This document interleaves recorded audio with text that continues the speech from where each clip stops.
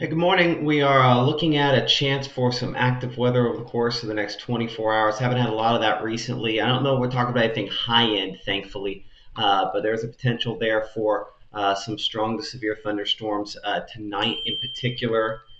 And we are thinking it's probably after midnight. Uh, but we're kind of on the southern end of I would say, much more significant chance for active and potentially severe weather. Hey, Jamie out there in Solent, usually one of my first comments on there. Hope you're doing all right. The wider shot here at the moment shows still active weather up to the north of us, up into, say, Kentucky and back out there toward locations in the upper Midwest. Those are locations that are kind of more central to our severe weather threat today. And I say our as a collective our, not necessarily us our. That threat, as you can see up to the north, is a level 4 out of 5 threat into sections of Tennessee. For our area, we're either level 3, 2, or 1. And from most locations, as you can see there, we're kind of falling in that a level 2 threat. This is again after midnight tonight, in particular, that we're looking at that potential to see the most active weather. Obviously, the first thing that people always want to know about is the tornado threat. The tornado threat is not as high as it is to locations in the north. You want to kind of pull that out to show you up there. You have a 15% threat within a certain distance of a location. We're kind of down here in a more uh, it, it's a threat. It's there, but it's not as significant as the threat is up to the north. The strong tornado threat, that's locations in gray here. That's solidly up north of Jackson, Tennessee. That's probably not something that we contend with tonight's storms. It is the wind potential in particular that we are the most concerned with. And as you'll note there, that includes almost all locations and at least a limited potential to see some strong wind gusts as far as tonight is concerned. And again, while that's this is Friday time period is what we typically say. This is after midnight tonight. The significant wind risk where you see the gray there, that's where we'll most likely see maybe 70 plus mile per hour winds. And I rather than to say, oh, it's exactly Holly Springs, or Ripley, or Corinth, or Hernando, or Tunica, it's more centralized to the north. As you can see, we're kind of on the southern fringe of something that is a more significant threat up that direction. And of course, the hail threat is there as well and does extend from many other locations farther south. So again, to compare again the hail threat and the wind threat, or excuse me, and the tornado threat. This would be the tornado threat for tonight. This would be the hail threat for tonight. So I wait for that to pop up there. There's the hail threat. So you can tell definitely the tornado threat is farther north, solidly farther north as far as is concerned. That has to do with just the overall structure of the atmosphere in this situation. So what we talk about as far as timing is concerned for this. So let's look here at kind of a futurecast projection. So this is kind of where things are or could be at this point in the morning. I would say that this projection is still kind of aggressive on how many storms it has out there to the north. Again, as we head into tonight, we expect the 5, 6, 7 o'clock. This would be right here about 6:30, 7 o'clock. The majority of the storms still well back to the north and west, kind of a line of thunderstorms really kind of developing out that direction there. And that's part of the reason why, again, that peak threat for tornadoes and severe weather is largely north of us for locations up that direction. This represents kind of a front that'll move into the area and bring us more active weather into the weekend. You'll notice it's probably, what about here? This is about as early a projection as I can show you, but this would be about 10 p.m. tonight, showing perhaps some of those thunderstorms by that point. Holly Springs back to Batesville, up toward Henderson, Tennessee, and then gradually working their way eastward. So this would be, say, 10:30, 11 o'clock, 11:30 or so, kind of making its way from Iuka back towards, say, Okolona at that time there. And then as we go deeper in the overnight period, gradually working their way eastward. Now, that is a little bit faster than what we were showing last night, so the projections have kind of sped up a little bit. And while it does still have a few thunderstorms behind that main line, this time frame here that you're looking at would be about 1:30 in the morning tonight.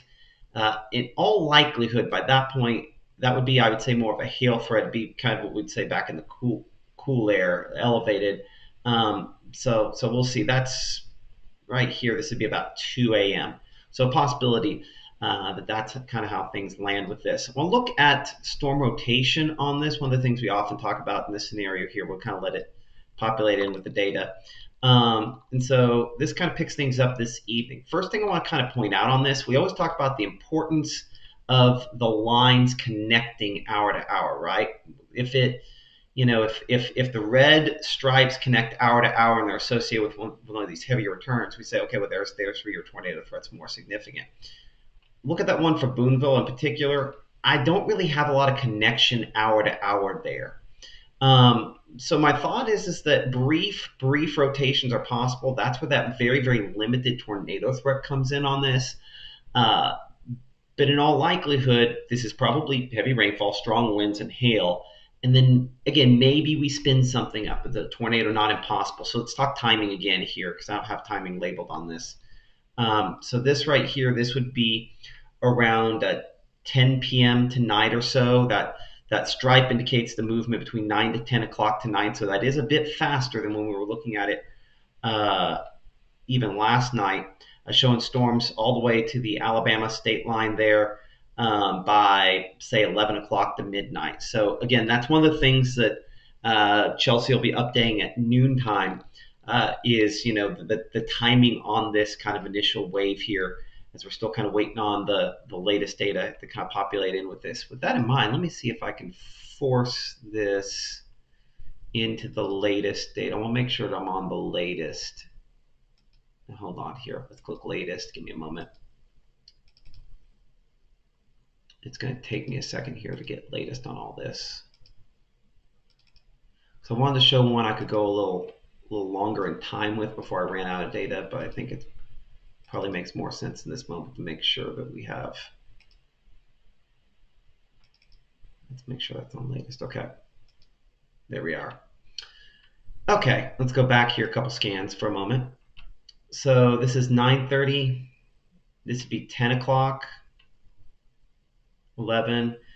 On this one, you see less of the strongest, like brightest red returns. And one thing you do notice, look at these, and I don't have this on a wider shot just because we're kind of concentrated northward. Again, where these red stripes, where the storm rotation is most likely. Again, red stripes indicate kind of the rotation detected by the model. The other colors you see there are the basically the precipitation, the hail cores, if you will, the updrafts and the thunderstorms and downdrafts, all that kind of stuff. It's really actually downdrafts, but anyway, you get it, the idea. So when we get those to kind of connect to where the red stripes are, you know that the storms are sustaining things, and they're just not sustaining it hour to hour very well. There's enough there that maybe trying to spin up a tornado is a possibility, but I would definitely say that is hopefully more the exception to the rule, kind of looking at that. And then as we go, give me a moment here to kind of get the right thing up. As we go beyond this, we are looking at a severe weather threat. It is qualified as one of those limited or level 1 severe weather risks that extends into your Saturday. This is Saturday's risk.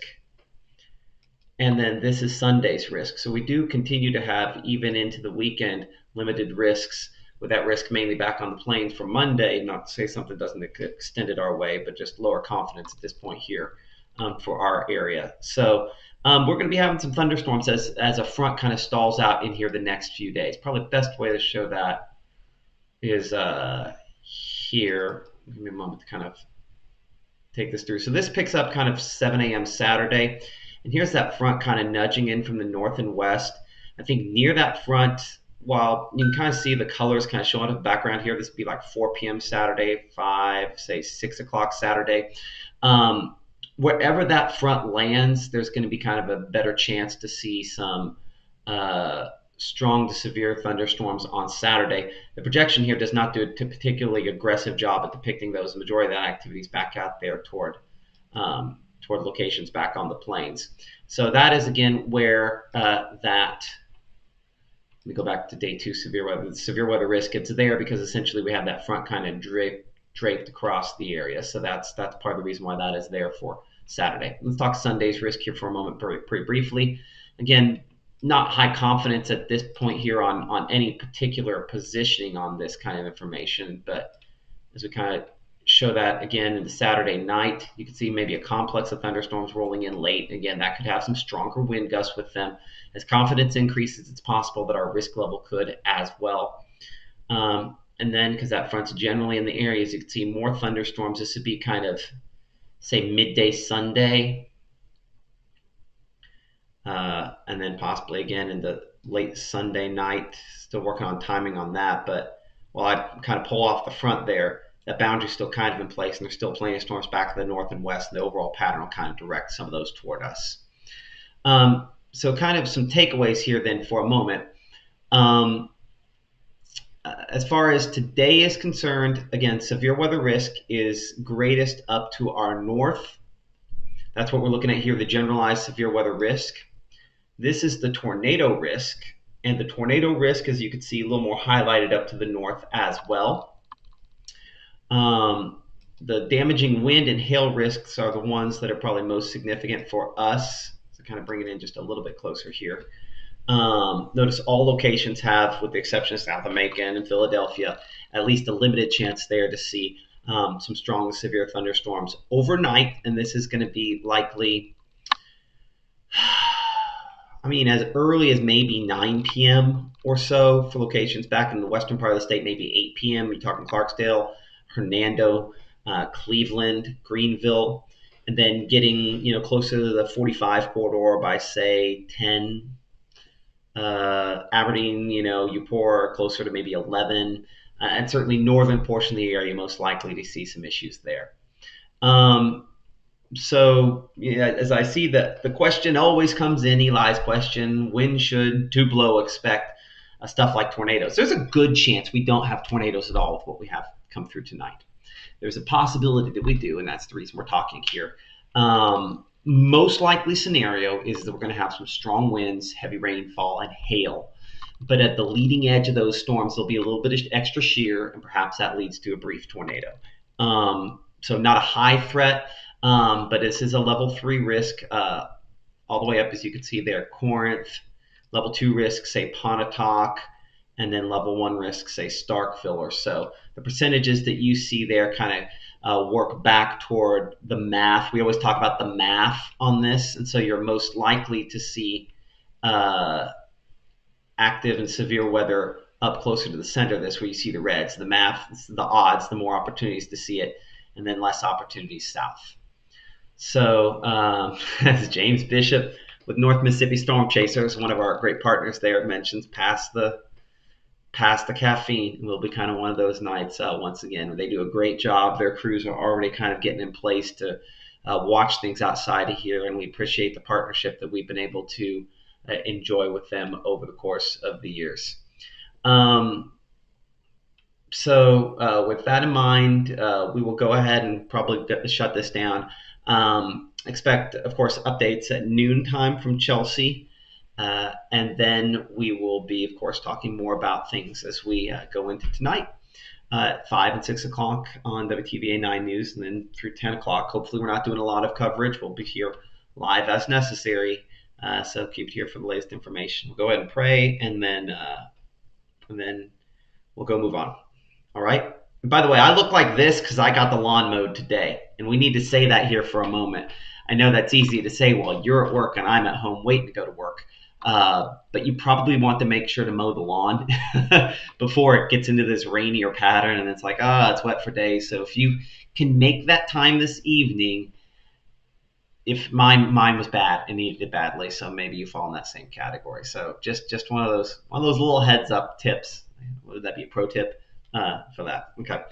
God, protect us from this bad weather tonight. Thank you for this time that we've enjoyed where we have not had to worry about active weather for the last month or so. Be with those that are more in the target zone than us today.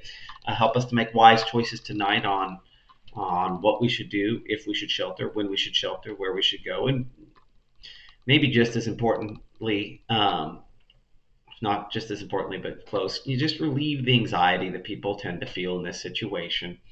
And instead of making them feel anxious, give them a way to channel that, or allow them to channel that, or help them to channel that into a productive awareness that can then keep them safe. thank you for all the ways you've blessed me and my family. Um, Pray this in Jesus' name. Amen.